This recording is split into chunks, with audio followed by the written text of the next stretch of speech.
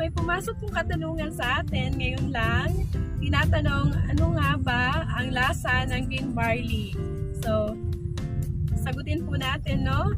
Ang lasa po ng green barley. Ang green barley po ay masarap. Hindi siya lasang herbal. Ayan. So, kasi yung herbal, pag sinabi natin, ito ay mapait.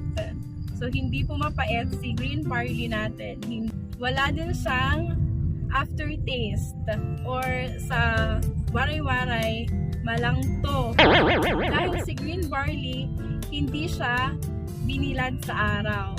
Yan. Kapag ang product ay binibilad sa araw or pinapatuyo sa araw, na-adulterate po yung product. Kaya yung product natin, hindi po siya adulterated, no? Ang green barley ay juice. So, ang ginawa po ng company pagkatapos ma-harvest ay in-extract yung juice niya at saka granulate at pinowderized. Yan. So, powder po ang ating product.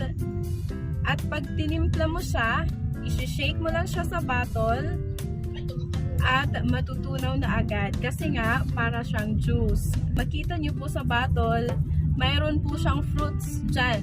No? May mga tropical fruits na inilalagay as a content ng ating green barley. So, yan. So, yung home product natin ay green barley in tropical flavor.